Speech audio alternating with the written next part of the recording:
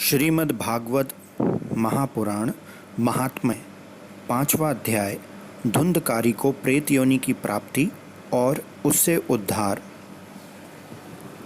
सूत जी कहते हैं, शौनक जी, पिता के वन में जाने पर एक दिन धुंधकारी ने अपने माता को बहुत पीटा और कहा, बता धन कहाँ रखा है, नहीं तो अभी तेरी लुआठी जलती लकड़ी से खबर लूँगा। उसकी इस धमकी से डरकर और पुत्र के उपद्रवों से दुखी होकर वह रात्रि के समय कुएं में जा गिरी और इसी से उसकी मृत्यु हो गई। योगनिष्ठ गोकर्ण जी तीर्थ यात्रा के लिए निकल गए। उन्हें इन घटनाओं से कोई सुख या दुख नहीं होता था, क्योंकि उनका ना तो कोई मित्र था न शत्रु। धुंधकारी 5 वैश्याओं के साथ घर में रहने लगा। उनके लिए भोग सामग्री जुटाने की चिंता में उसकी बुद्धि नष्ट कर दी और वह नाना प्रकार के अत्यंत क्रूर कर्म करने लगा। एक दिन उन कुलटाओं ने उससे बहुत से गहने मांगे। वह तो काम से अंधा हो रहा था। मौत की उसे कभी याद नहीं आती थी। बस उन्हें जुटाने के लिए वह घर से निकल पड़ा। वह जहाँ तहाँ से बहुत सा धन चुराकर घर लौट आया तथा उन्हें कुछ सुंदर वस्त्र और आभूषण लाकर दिए। चोरी का बहुत माल देखकर रात्रि के समय स्त्रियों ने विचार किया कि यह नित्य ही चोरी करता है, इसलिए इसे किसी दिन अवश्य राजा पकड़ लेगा। राजा ये सारा धन छीनकर इसे निश्चय ही प्राण दंड देगा। जब एक दिन इसे मरना ही है, तब हम ही धन की रक्षा के लिए गुप्त रूप से इसको क्यों ना मार डालें। इसे मारकर हम इसका माल मत्ता लेकर जहाँ कहीं चली जाएंगी। ऐसा निश्चय कर उन्होंने सोए हुए धुंधकारी को रस्सियों से कस दिया और उसके गले में फांसी लगाकर उसे मारने का प्रयत्न किया। इससे जब वह जल्दी ना मरा तो उन्हें बड़ी चिंता हुई। तब उन्होंने उसके मुख पर बहुत से दहकते अंगारे डाले। इससे वह अग्नि की लपटों से बहुत छटपटाकर मर गया। उन्होंने उसके शरीर को एक गड्ढे में डालकर गाड़ दिया। सच है, स्त्रियां प्रायः बड़ी दुस्साहसी होती हैं। उनके इस कृत्य का किसी को भी पता न चला। लोगों के पूछने पर कह देती थीं कि हमारे प्रियतम पैसे के लोभ से अब की बार कहीं दूर चले गए हैं, इसी वर्ष के अंदर लौट आएंगे।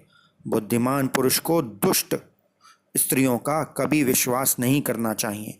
जो मूर्ख इनका विश्वास करता है उसे दुखी होना पड़ता है। इनकी वाणी तो अमृत के समान कामियों के हृदय में रस का संचार करती है, किंतु हृदय छुरे के धार के समान तीक्ष्ण होता है।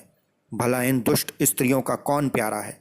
वह कुलटाएं धुंधकारी की सारी संपत्ति समेटकर वहां से चंपत हो गईं। उनके ऐसा ना जाने कितने पति थे और धुंधकारी अपने कुकर्मों के कारण भयंकर प्रेत हुआ। वह बवंडर के रूप में सर्वदा 10 दिशाओं में भटकता रहता था तथा शीत घाम से संतप्त और भूख प्यास से व्याकुल होने के कारण हा देव चिल्लाता रहता था, परंतु उसे कहीं भी कोई आश्रय ना मिला। कुछ काल बीतने पर गोकर्ण ने भी लोगों के मुख से धुंधकारी की मृत्यु का समाचार सुना। तब उसे अनाथ समझकर उन्होंने उसका गया जी में श्राद्ध किया और भी जहाँ तहाँ वे जाते थे उसका श्राद्ध अवश्य करते थे। इस प्रकार घूमते घूमते गोकर्ण जी अपने नगर में आए और रात्रि के समय दूसरों की दृष्टि से बचकर सीधे अपने घर के आंगन में सोने के लिए पहुँचे। वहाँ अपने भाई को सोया देख आधी रात के समय धुंधकारी ने अपना बड़ा विकट रूप दिखाया। वे कभी भेड़ा, कभी हाथी, कभी भैंसा, कभी इंद्र और कभी अग्नि का रूप धारण करता। अंत में वह मनुष्य के आकार में प्रकट हुआ। ये विपरीत अवस्थाएं देखकर गोकर्ण ने निश्चय किया कि यह कोई दुर्गति को प्राप्त हुआ जीव है। तब उन्होंने उससे धैर्यपूर्वक पूछा। गोकर्ण ने कहा, तू कौन है? रात्रि के समय ऐसा भयानक रूप क्यों दिखा रहा है? तेरी यह दशा कैसे हुई? हमें बता तो सही। तू प्रेत है, पिशाच है अथवा कोई राक्षस? सूत जी कहते हैं, गोकर्ण के इस प्रकार पूछने पर वह जोर जोर से रोने लगा। उसमें बोलने की शक्ति नहीं थी, इसलिए उसने केवल संकेत मात्र किया। तब गोकर्ण ने अंजलि में जल लेकर उसे अभिमंत्रित कर कर उस पर छिड़का।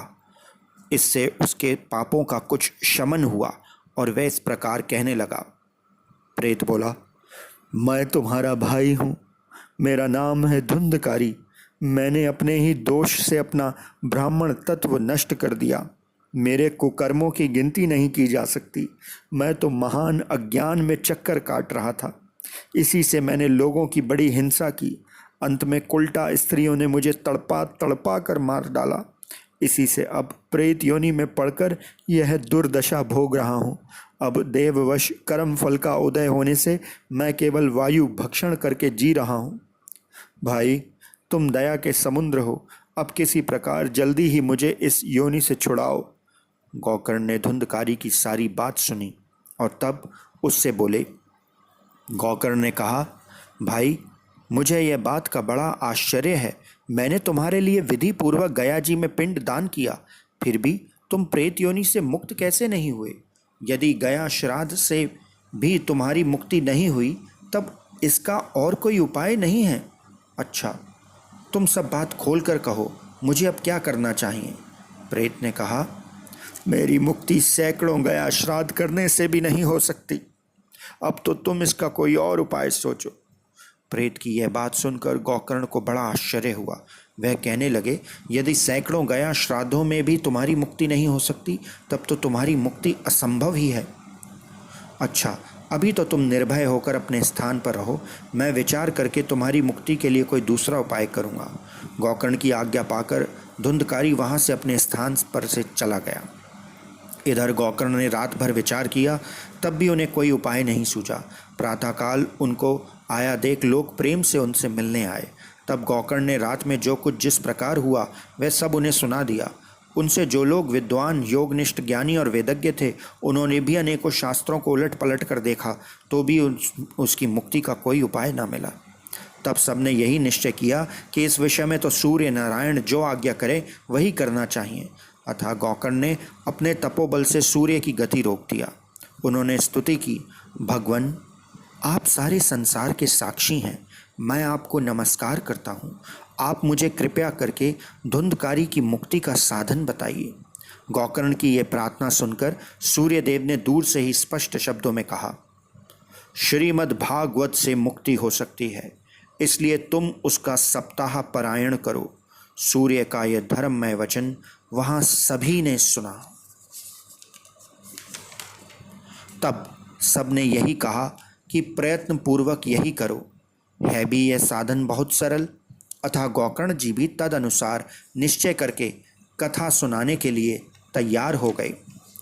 देश और गांव में अनेक लोग कथा सुनने के लिए आए। बहुत से लंगड़े, लूले, अंधे, बूढ़े और मंद बुद्धि पुरुष भी अपने पापों की निवृत्ति के उद्देश्य से वहां आ पहुंचे।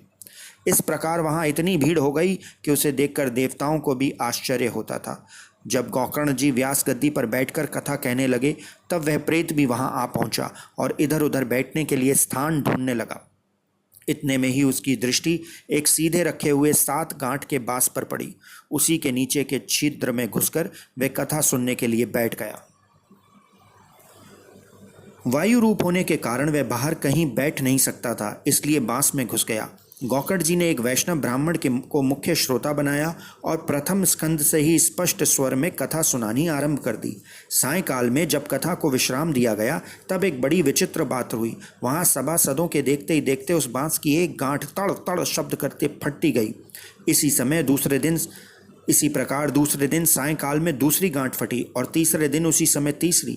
इस प्रकार 7 दिनों में 7 गांठों को फोड़कर धुंधकारी 12 स्कंधों के सुनने से पवित्र होकर प्रेत योनि से मुक्त हो गया और दिव्य रूप धारण करके सबके सामने प्रकट हुआ। उसका मेघ के समान श्याम शरीर पीताम्बर और तुलसी की मालाओं से सुशोभित था तथा सिर पर मनोहर मुकुट और कानों में कमनीय कुंडल झिलमिला रहे थे। उसने तुरंत अपने भाई गौकर्ण को प्रणाम करके कहा, भाई, तुमने कृपा करके मुझे प्रेत योनि की यातनाओं से मुक्त कर दिया। यह प्रेत पीड़ा का नाश करने वाली श्रीमद् भागवत की कथा धन्य है तथा श्री कृष्णचंद्र के धाम की प्राप्ति कराने वाला इसका सप्ताह पारायण भी धन्य है। जब सप्ताह श्रवण का योग लगता है, तब सब पाप थर्रा उठते हैं कि अब यह भागवत की कथा जल्दी ही हमारा अंत कर देगी।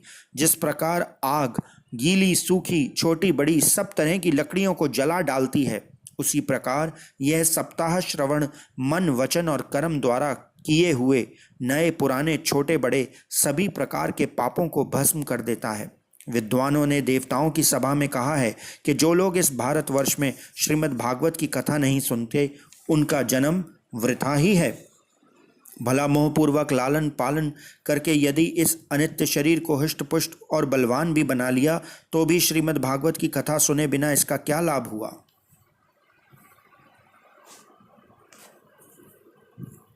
अस्थियां ही इस शरीर के आधार स्तंभ हैं। नस नाड़ियां रूपी रस्सियों से ये बंधा हुआ है। ऊपर से इस पर मांस और रक्त थोपकर इसे चर्म से मढ़ दिया गया है। इसके प्रत्येक अंग में दुर्गंध आती है, क्योंकि है तो यह मल मूत्र का भांड ही। वृद्ध अवस्था और शोक के कारण यह परिणाम में दुख में ही है, रोगों का तो घर ही ठहरा। ये निरंतर किसी न किसी कामना से पीड़ित रहता है, कभी इसकी तृप्ति नहीं होती। इसे धारण किए रहना भी एक भार ही है। इसके रोम रोम में दोष भरे हुए हैं और नष्ट होने में इसे एक क्षण भी नहीं लगता। अंत में यदि इसे गाड़ दिया जाए तो इसको कीड़े बन जाते हैं। कोई पशु खा जाता है तो ये विष्ठा हो जाता है, और अग्नि में जला दिया जाता है तो भस्म की डेरी हो जाता है। ये तीन ही इसकी गतियां बताई गई। ऐसे अस्थिर शरीर से मनुष्य अविनाशी फल देने वाला काम क्यों नहीं बना लेता। जो अन्न प्रातः काल पकाया जाता है वह सायंकाल तक बिगड़ जाता है, फिर उसी के रस से पुष्ट हुए शरीर की नित्यता कैसे संभव है।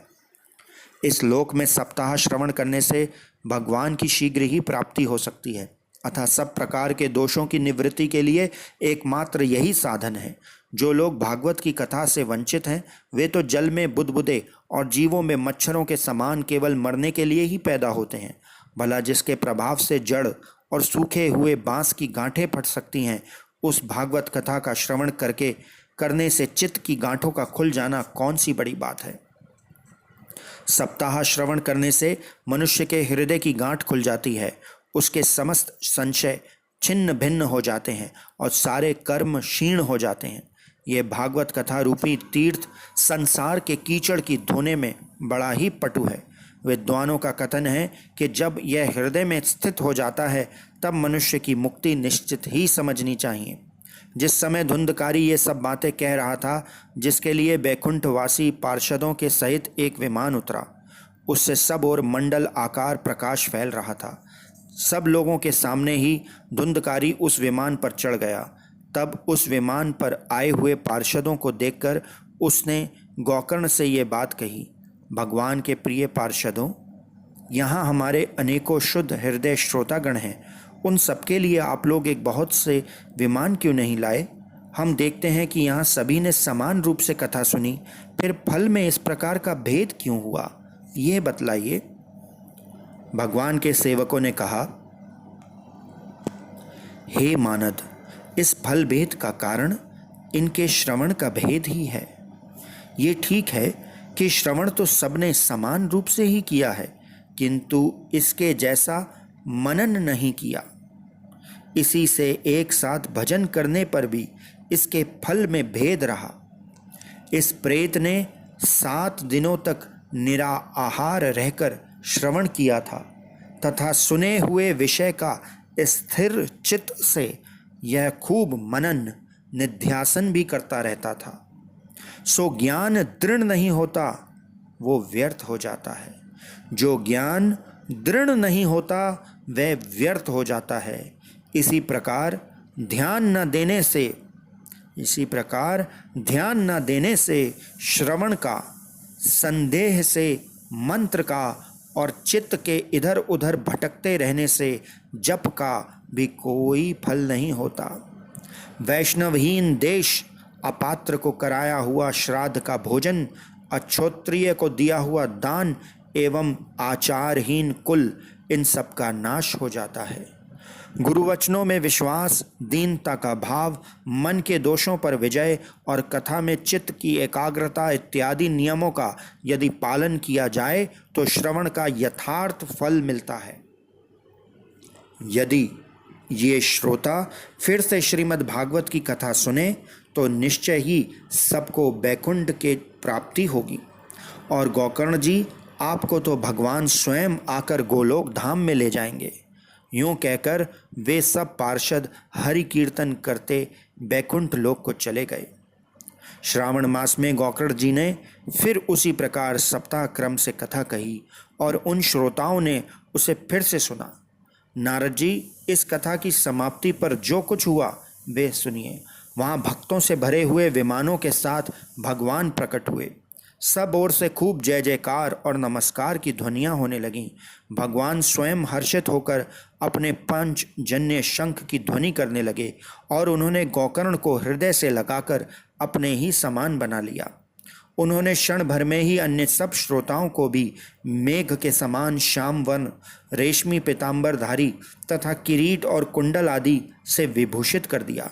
उस गांव में कुत्ते और चांडाल पर्यंत जितने भी जीव थे वह सभी गोकर्ण जी की कृपा से विमानों पर चढ़ा लिए गए तथा जहाँ योगी जन जाते हैं उस भगवत धाम में वे भेज दिए गए। इस प्रकार भक्त वत्सल भगवान श्री कृष्ण कथा श्रवण से प्रसन्न होकर गोकर्ण जी को साथ ले अपने ग्वाल बालों के प्रिय गोलोक धाम में चले गए। पूर्व काल में जैसे अयोध्यावासी भगवान श्री राम के साथ साकेत धाम पधारे थे, उसी प्रकार भगवान श्री कृष्ण उन सबको योगी दुर्लभ गोलोक धाम को ले गए, जिस लोक में सूर्य, चंद्रमा और सिद्धों को भी कभी गति नहीं हो सकती, उसमें वे श्रीमद् भागवत श्रवण करने से चले गए। नारद जी, सप्ताह यज्ञ के द्वारा कथा श्रवण करने से जैसा उज्ज्वल फल संचित होता है, उसके विषय में हम आपसे क्या कहें। अजी, जिन्होंने अपने कर्णपुट से गोकर्ण जी की कथा के एक अक्षर का भी पान किया था, वे फिर माता के गर्भ में नहीं आए। जिस गति को लोग वायु, जल या पत्ते खाकर शरीर सुखाने से, बहुत काल तक घोर तपस्या करने से और योग अभ्यास से भी नहीं पा सकते, उसे वे सप्ताह श्रवण से सहज में ही प्राप्त कर लेते हैं। इस परम पवित्र इतिहास का पाठ चित्रकूट पर विराजमान मुनीश्वर शांडिल्य भी ब्रह्म आनंद में मग्न होकर करते रहते हैं। ये कथा बड़ी ही विचित्र पवित्र है। एक बार के श्रवण से ही समस्त पाप राशि को भस्म कर देती है। यदि इसका श्राद्ध के समय पाठ किया जाए तो इससे पितृगण को बड़ी तृप्ति होती है और नित्य पाठ करने से मोक्ष की प्राप्ति होती है। इति श्रीमद् पुराणे उत्तरखंडे श्रीमद् भागवत महात्म्ये गोकर्ण मोक्ष वर्णनम नाम पंचमोऽध्याय। ओम श्री कृष्ण गोविंद हरे मुरारी, हे नाथ नारायण वासुदेव।